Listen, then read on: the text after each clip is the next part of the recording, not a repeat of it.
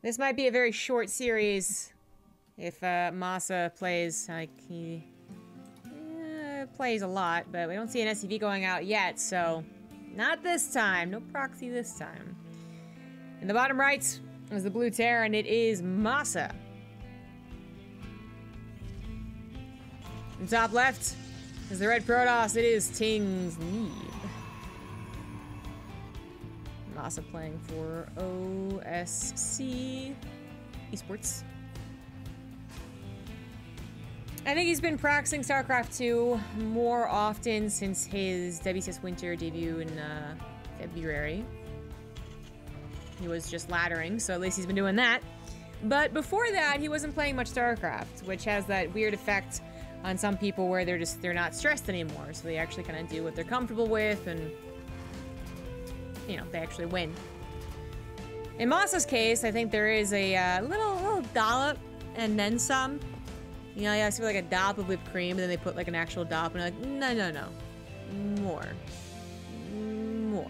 Like that's MaSa with talent. I really truly believe that he actually has just a lot of talent. Whatever your thoughts are on what talent means, or you're like, oh, you can't put all of it on talent. Like, he does a lot of hard work. Yeah, but to come back from playing StarCraft 2 rarely, if at some points never, and to pick up some of the builds that he was able to pick up and showcase in WCS Winter, I can almost guarantee he did not have a lot of times practicing it. He didn't go into the verse AI and practice the build 50 times and then perfect the build against certain counters on ladder 50. You know what I mean? Like, he just kind of like picked up Cyclone Hellbat, a brand new style kind of at that time, or very, very fresh style at the very least. And he did it, and he did it well. And it was like someone was like, no, trust me, do this thing. And he did it, and he just, you know, that's not something you can usually really do that easily. You try it. It doesn't usually look that pretty. So this TLDR, this kid is good, but you know, can his peaks beat Neeb? Yes, they absolutely can. They have in the past. When he is playing on point, he has beaten Neeb, but Neeb has been on point, and while sometimes his challenger slash WCS Winter stuff can look like, oh, you know, like what's going on here? Recently, he has been doing rather well, and having some really good games against very top tier opponents. So as long as he's aware of MaSa's tricks, which you can basically guarantee that he is, he should be fine. Big thank you to Monteune for the 10 gifted subs, as well as Bella's in for the Twitch Prime sub, and Rick Benz for the 100 bits. Thank you very much, guys. Reaper finally goes down. Bunker on the way here. Conservative play. Neeb going for a Twilight Council on a Sentry. This stupid alert. Its cheer is slightly above, but then the subscriber is slightly below the box. I can't. I can't with you. Twitch alerts. Twitch alerts.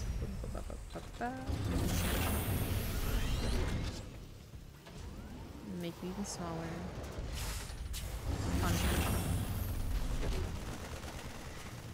So, Adept's gonna try and get a little peek in, but it's not gonna see very much. It's currently denying mine in the natural, which is pretty nice. After the rest talker, and is gonna be able to grab it.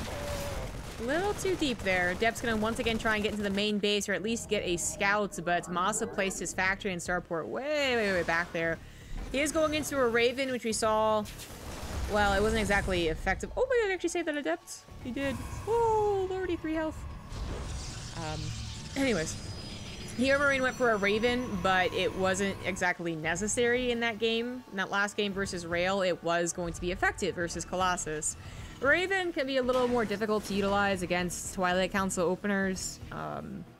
It's a very useful spellcaster, so I'm not ever gonna say it's useless. It's like a ghost. It's not ever useless, but it's one of those, like, was that worth a trade-off? Or does it get picked off too easily? And Ravens especially can be picked off, those stalkers. So you have to be very careful with it. And then the decision which spell to use from that Raven can be very difficult. Using auto turret sometimes, you know, with the one range cast or two, whatever it is now, it's very awkward. And to use it against what is usually a very, like, mobile army, right? That's the trick to it. So, adds a lot, but not nearly as much as if it was a Colossus opener or if Neeb was the type of person to struggle against pushes, which Moss is not even doing. The other benefit of giving a Raven, and this is exactly why his Raven Cyclone was out there, by the way, is that you can scout the Observer and then take care of any Blink Stalker shenanigans, which is quite popular on Cyber Forest as well as Automaton. So I think he was just trying to catch an Observer on their way over, or even a Hallucinated Phoenix, which is, that's a sucky part. You know, if they have a Sentry, they can still hallucinate a Phoenix, and a Raven doesn't help you there. But point is, you're kind of prepared for the Blink Stalker attack in the main, so they're probably not going to do it. And MaSa actually sees how many Stalkers are currently harassing him. Some of them are getting very, very low, but not dying. So that's not really like too scary of an amount to enter the main base, although they are looking for it. They decide not to do it. Actually, ooh, what the hell is that? What the flip? Stalkers went over it. Okay, anyways. Almost got the Cyclone, not quite. Neeb just trying to control MaSa, keep him pinned in, make him mess up his build order, and occasionally grab some really great units. Little tempted to go after that tank, and if every unit was healthy, I think he would have gotten it, but decides it's better off to keep those Stalkers alive, which I actually agree with. I think he is a very smart pullback on the Stalkers.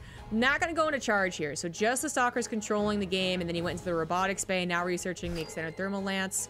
And this is looking to be a good macro game for Neeb, who might be going into Colossus, but is actually spreading himself quite thin as you would expect from someone going into one of those more gasless charge lot attacks, openers, styles, whatever you want to call it.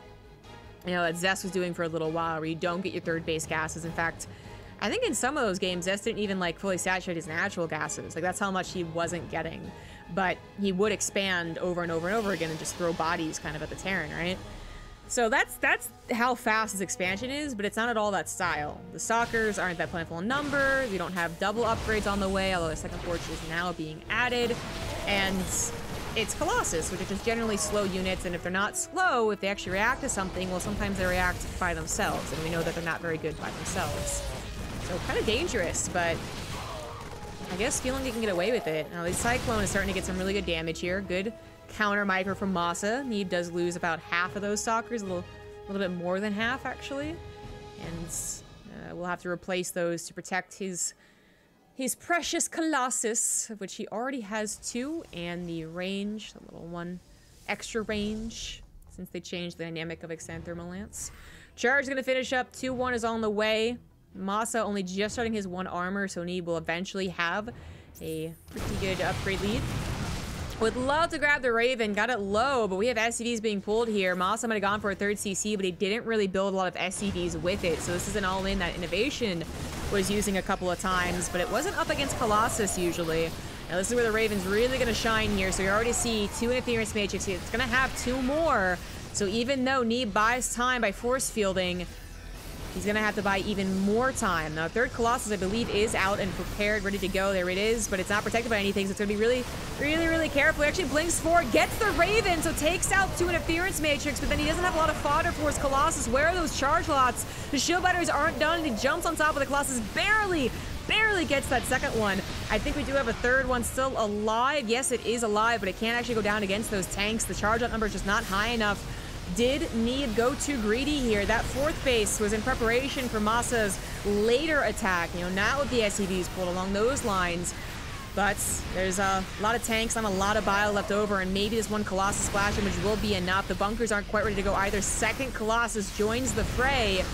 There's so few units for our Protoss player, but he's still working off of 67 workers, and apparently has just barely enough production to work alongside it.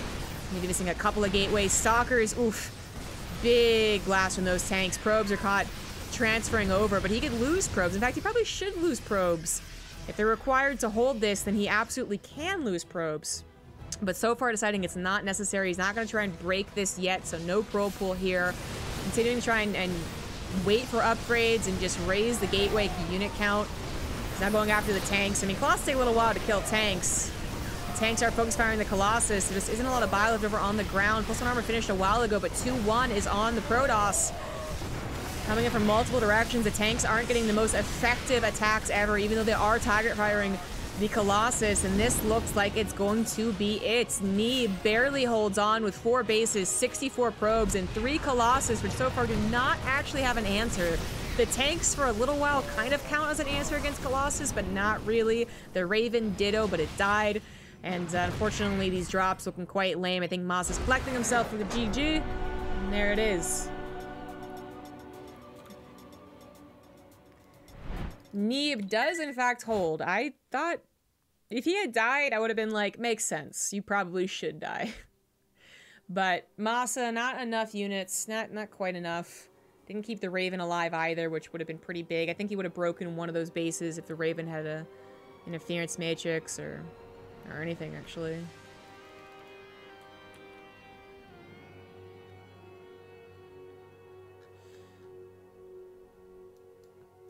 Kairos will be our next map.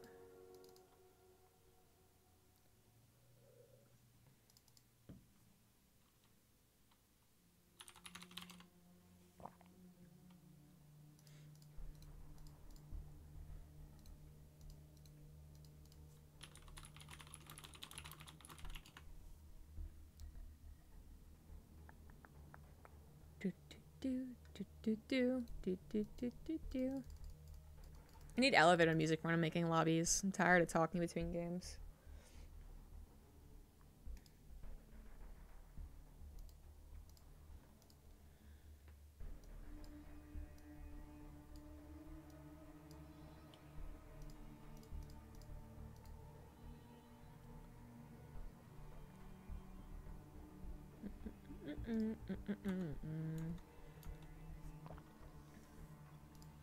Both players are ready.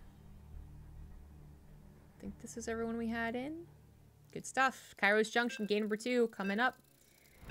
MaSa, not too surprised to see him do some form of all-in, but he did kind of draw back into, I think, some older builds. Actually, you know what? I'm not sure if Innovation did that. You guys probably know. I didn't watch the game that closely.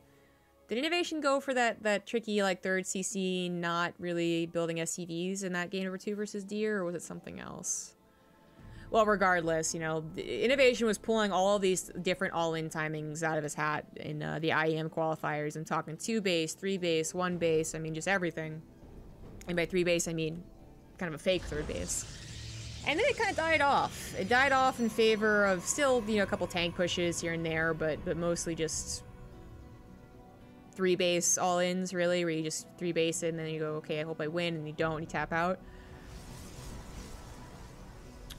So I'm kind of even, like, glad to see that MaSa brought that one out. That is really tricky. The concept of a fake 3rd didn't, and still doesn't really exist for Terran in any matchup, but at certain times, certain players were bringing it out. Ryung had one in TVZ, and as we saw here, a couple Terrans do have it versus Protoss, but you see a 3rd CC, you kind of assume that there is going to go up to 60 SCVs, even if they do eventually pull the SCVs like Vikings or something like that, right?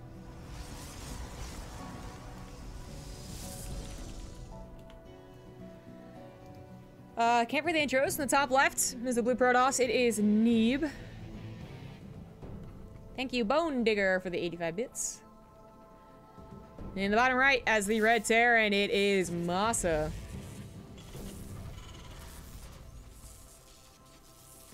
Four bases pre 7 minutes, 1 versus 2 base all in. Hey, 2 base all in. Eh. I don't know, it's like such a weird thing, right? Oh, we have a high ground command center. I wonder why. Is he trying to fake Neeb out? Huh. I want to say he's trying to fake Neeb out, but he could be really scared of Neeb going for an aggressive gateway opener because there's no ramp. It is a fairly bad economic start. I mean, it's not the worst thing in the world, right? But it's in context of a professional game, the difference of a high ground versus low ground command center is pretty big, and it's only really, really, really worth it if they are really going to pressure you. So,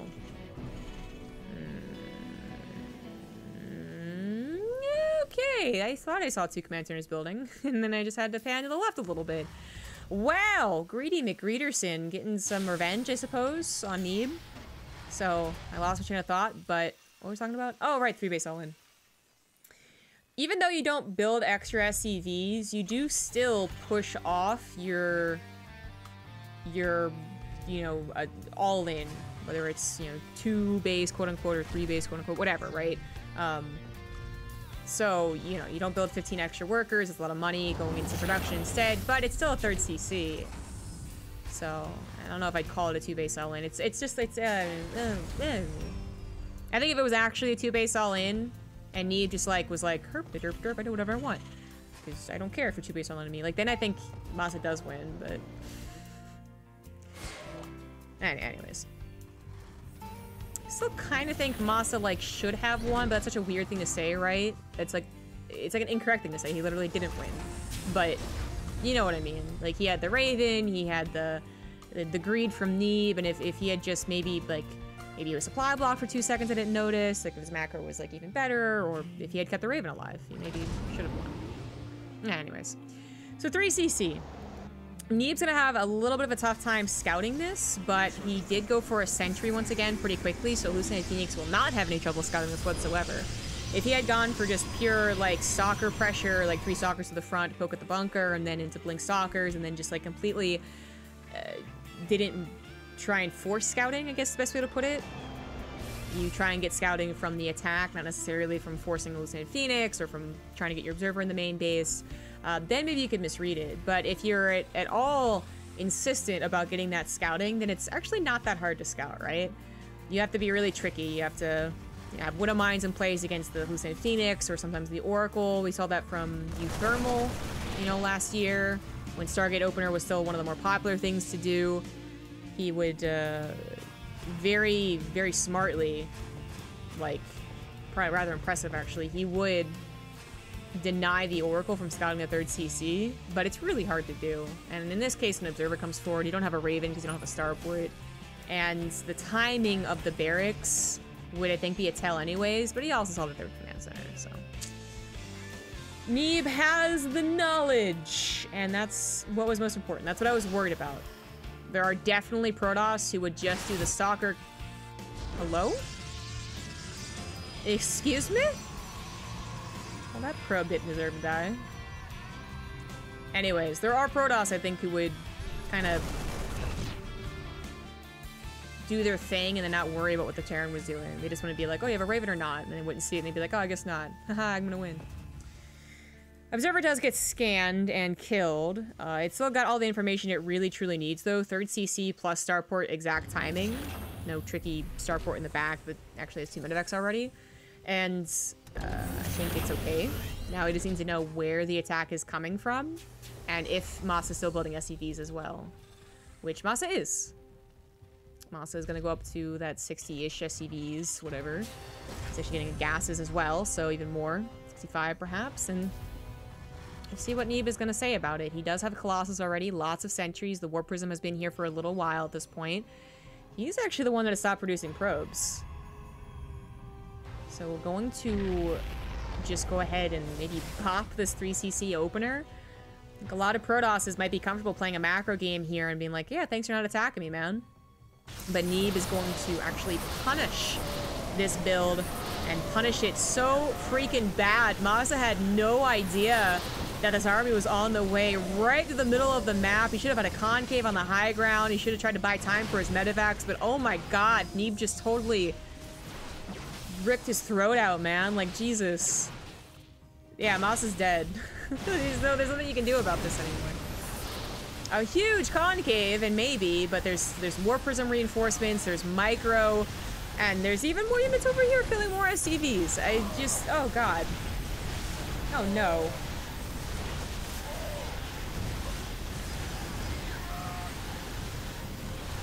I mean, to MaSa's credit, look how much those Marauders did. They have +1, they have combat shield to stand. They were ripping through those Stalkers. But Neeb has killed 32 workers, has killed, well, not quite killed that 3rd CC, but he could probably start targeting it. Instead, trying to finish off the Terran player here. Man, if MaSa had known about this army, this would have been a totally different outcome. MaSa had so much Marauder production. GG. Neeb hit at not just a great time before medevacs were out, but also